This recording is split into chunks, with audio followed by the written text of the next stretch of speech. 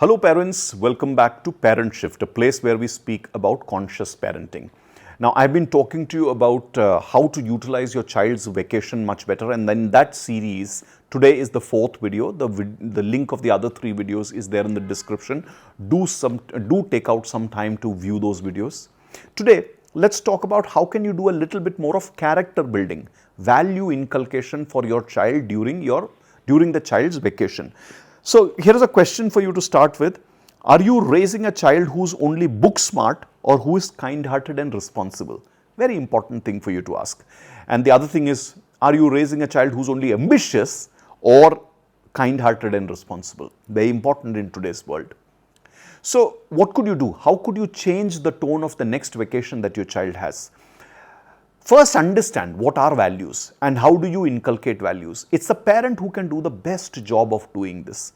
Do not crib about the fact that social media, movies, books and the society itself is degrading your child's cultural ethos or fabric. If the parent's cultural ethos and fabric is not strong, the child will not inherit this, and you have to work hard at it. Some of you who have children in the 10, 11, 12 might find it a little difficult for you to change gears if you have not done it till now, but nevertheless it's worth it before the child cuts away from home and starts living out there in society during college and later years of adulthood. Do something today.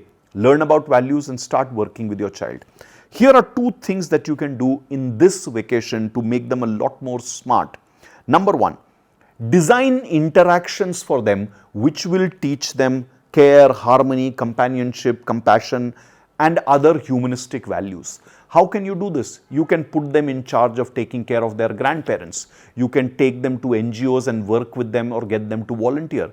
You can get them to teach someone in your society or someone who lives around your society, a child or an adult who wants to learn something, certain skills, certain language. Basically, as we will say in our Shastras and our culture, Seva Bhav. So you get them involved in any form of a seva bhav, even if it is serving animals. That's going to significantly start teaching them what we refer to as humanistic values, compassion, care, harmony, etc.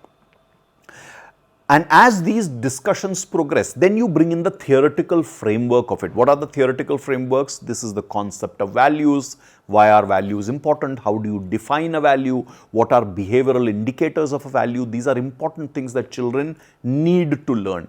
I in fact see a lot of corporates and organizations struggling trying to teach values to their employees and people. It's not going to happen because the fundamentals have got missed out in their life. So rather than having your child watch tons and tons of Netflix or some other thing, or thinking that Nat Geo or Discovery is going to teach them things, spend time teaching your child about values. The first part that I shared with you is designing interactions that will encourage your child to learn humanistic values.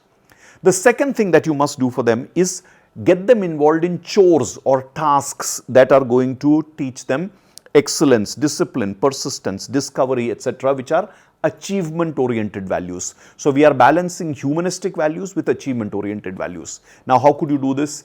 Getting them regularly to clean up the house if they are old enough to handle a vacuum cleaner or clean up your car with you, etc., or cook a certain meal, etc. Now, these are targets that you're setting for them where perfection needs to be achieved, excellence needs to be achieved.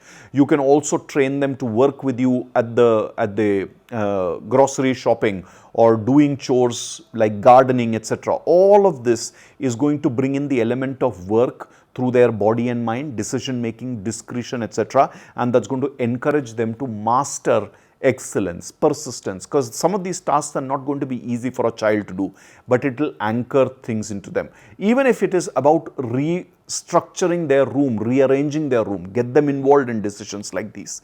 Teach them the achievement-oriented values through these kind of chores. And as you are getting them involved in these chores, then like I said, bring in the theoretical framework, the concept of values, the definition of values, etc. Contribute to your child. Your child's grades matter, but the values of your child defines what the child really becomes and the kind of situations that the child is going to tide over. Good solid value base, and you will see that your child will grow up to be appreciative and handle things including competition very well. No values and you will see the child getting distracted and not having an anchor of decision making in life. Values are important for decision making, for clarity and discretion in life.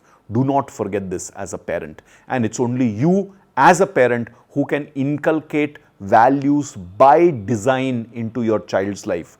Not the child's teachers, not their school. We are not living in the Gurukula system where a guru would have taken charge of these things. You have to be that guru for your child in today's world.